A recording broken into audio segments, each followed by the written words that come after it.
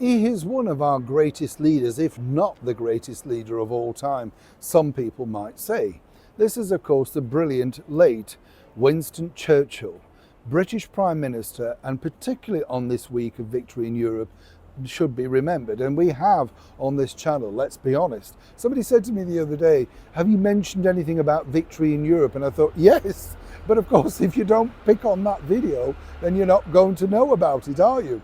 But as you know, Winston Churchill is still, I would say, over here in the United Kingdom, as prevalent really as Queen Elizabeth is, and indeed Queen Victoria, in the terms of imagery, you know what I mean? Imagery of wherever you look around, people know that image. Everybody knows the image of Queen Victoria. Everybody knows the image of Queen Elizabeth. And Churchill, I would say, is up there. There's been many advertising campaigns of a bulldog, a cigar, the famous bowler hat, and seemingly still people know today. Now, if you don't know this, in the very heart of Westminster, there is a wonderful statue of the great leader himself. And as many people also know, it gets attacked on various occasions. And it's one of those things that I think people know we feel very strongly about, because he's so revered. Like everybody, Winston Churchill has his flaws, and, they're all magnified, but not, obviously they're also on film and in documentaries and more documentaries and stuff like that. Recently at the Victory in Europe, celebrations, the brilliant actor Timothy Spall gave the speech that Churchill gave way back 80 years ago. And it was very moving. He played him on film, and did it brilliantly, I have to say. But now the government have decided to do this with Churchill.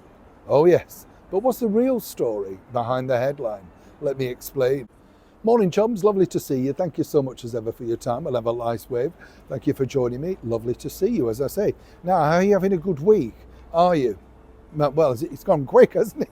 I just don't know about you. If you watch his favourite programme, as I sometimes do during the week, and there's a certain time that it's on, you can't believe where that week's gone. Are you like me like that? You think, hang on a minute, this doesn't seem a week since I was watching this programme.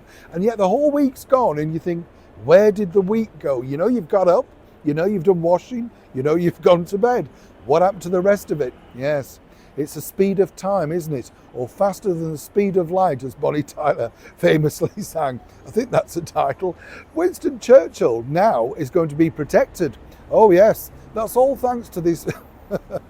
I mean, if you believe this, right, this is all thanks to the government that we have over here, the Labour Party. Not exactly known for being all about British and historical and history and heritage and all that sort of stuff.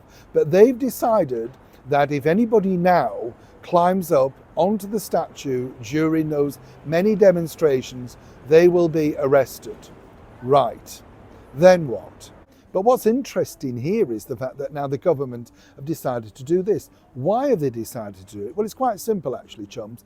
They do stories like this when they want to take your eyes off the other stories, whether it be the disgraced MP Lucy Powell, the grooming gang situation, or their dire election results. That's why they put out stories like this. It is nice, though, to find that somebody wants to protect Churchill, because after all, he protected so many of us during that terrible time of the Second World War. But do you truly believe that whoever climbs up that statue and they get arrested, anything will happen with them? Like with this government, all of these people that don't stick to anything, lie literally in the House of Commons, like the MP Jonathan Reynolds, but somehow keep their job. Do you really believe the headline? And is Winston still in danger? I'd love to know what you think. Neil Sean in the very heart of London.